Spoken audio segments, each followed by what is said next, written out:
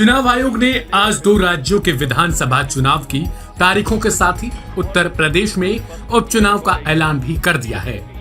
लेकिन इन सबके बीच छूट गया है अयोध्या का मिल्कीपुर सीट। और अब सवाल खड़े हो रहे हैं, आखिर ऐसा क्या हुआ है जिस कारण जिस क्षेत्र के सांसद अवधेश प्रसाद हैं, वहां के विधानसभा में उपचुनाव नहीं हो रहा है। बता दें कि समाजवादी पार्टी की ओर से मिल्कीपुर के लिए अवधेश प्रसाद के बेटे को प्रत्याशी बनाया गया, जिन पर रंगदारी मांगने और प्रताड़ित करने का आरोप लगा था। वहीं दूसरी ओर हाल ही के दिनों में यह सीट काफी सुर्खियों में थी।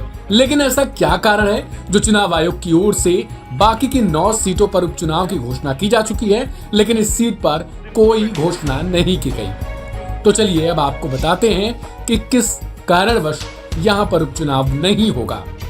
दरअसल मंगलवार यानी आज चुनाव आयोग ने प्रदेश की 9 सीटों पर उपचुनाव की तारीखों की घोषणा कर दी है।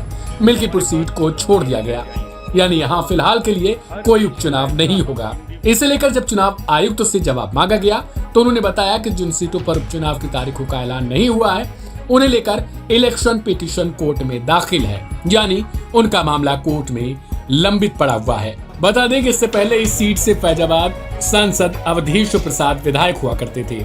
लोकसभा चुनाव में जीत के बाद अवधेश प्रसाद ने विधायकी पद से इस्तीफा दे दिया था। इसके बाद से ही यह सीट खाली है। यहाँ वर्तमान में कोई विधायक नहीं। अब इसे लेकर लोग तरीके के सवाल भी पूछ रहे हैं। कांग्रेस पार्टी की ओर से आरोप लगाया जा रहा है कि जैसे फैजाबाद अयोध्या में लोकसभा चुनाव में अवधेश प्रसाद ने बीजेपी को हरा दिया था, वैसे ही उसे डर है कि मिल्कीपुर उपचुनाव भी वो हार जाएगी। शायद यही कारण है कि यहाँ उपचुनाव नहीं हो रहा। हालांकि अब हम आपको असली वजह बताते हैं जिसकी वजह से इस विधानसभा सीट पर उपचुनाव न होने का सही कारण है। दरअसल भारतीय जनता पार्टी के पूर्व विधायक गोरखनाथ बाबा ने मिल्कीपुर सीट से 2022 विधानसभा चुनाव हारने के बाद इसे चैलेंज कर दिया। उन्होंने हाईकोर्ट में याचिका दाखिल कर इसे चैलेंज किया है।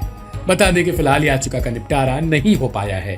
अब इसकी वजह से मिल्कीपुर में उपचुनाव का शेड्यूल जारी नहीं हुआ। Milkipur also is under election. So let me say it that way. जहां इलेक्शन पिटीशन नहीं है वहां सब में हो रहा है, ठीक है? वो दे देंगे, वो 2 तो मैंने बताई थी आपको। आपको बता दें कि उत्तर प्रदेश में 13 नवंबर को 9 सीटों पर उपचुनाव होने हैं। जिन 9 सीटों पर उपचुनाव होगा उनमें कानपुर की सीसामऊ, प्रयागराज की फूलपुर, मैनपुरी की करहल, मिर्जापुर की मजमा, अंबेडकर नगर की कटिहरी, गाजियाबाद सदर, अलीगढ़ की खैर, मुरादाबाद की कुंदरकी और मुजफ्फरनगर की मीरापुर सीट शामिल है। लेकिन अब मिल्कीपुर को लेकर भी कई तरीके के सवाल जो विपक्षी पार्टियां हैं वो पूछ रही हैं। गौरतलब है कि इससे पहले बीजेपी और समाजवादी पार्टी दोनों यहाँ के उपचुनाव के लिए अपने अपने तरीकों से माहौल बनाने में लगी हुई थी। लेकिन उपचुनाव के ऐलान से पहले ही मिल्कीपुर सीट को लेकर अब कलह मच गई है। इस रिपोर्ट में फिलहाल इतना ही। बाकी के तमाम अपडेट्स के लिए सब्सक्राइब करें लाइव हिंदुस्तान।